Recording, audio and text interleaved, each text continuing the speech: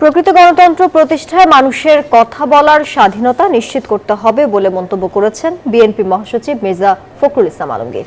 অন্যদিকে BNP senior যুগ্ম মহাসচিব রুহুল কবির রিজভী বলেছেন, পরিকল্পিতভাবে মব কালচার তৈরি করে নির্বাচন পেছানোর পায়তারা চলছে। দলটির আরেক নেতা শামসুজ্জামান দুদু বলছেন, যারা হাসিনার পুনর্বাসন চায় তারাই পিআর পদ্ধতিতে নির্বাচন চাচ্ছে। সাইফুল ইসলামের রিপোর্ট।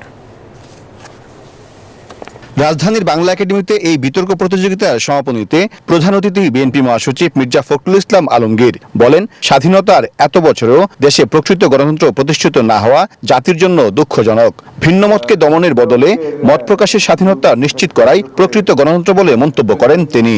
আমাদের ছেলেরা এখন আমাদের চেয়ে অনেক অনেক দূরে নিয়ে গেছে এবং আমি অত্যন্ত আশাবাদী হচ্ছি যে অনেকে যে বলেন যে কিছু হবে না, এটা সঠিক নয়, অনেক কিছু হবে এবং বাংলাদেশে অবশ্যই আমরা মাথা উঁচু করে দাঁড়াতে পারব।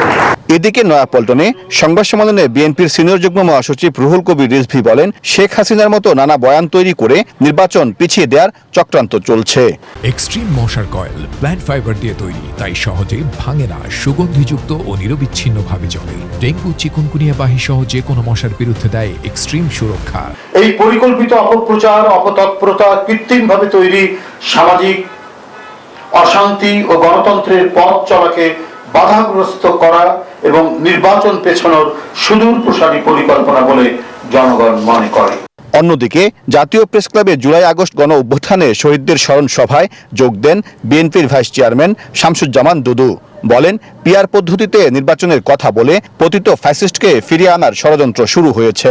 যারা নির্বাচন ভয় পায়, যারা কোনো না কোনো অন্ধকারের শক্তিকে পুনর্বাসন করতে চায়, মানে আওয়ামী লীগকে পুনর্বাসন করতে চায়, কায়দা কানুন তারা ধরছে পিআর। আমার কাছে মনে হয় পিআরটা এখন যথেষ্ট না।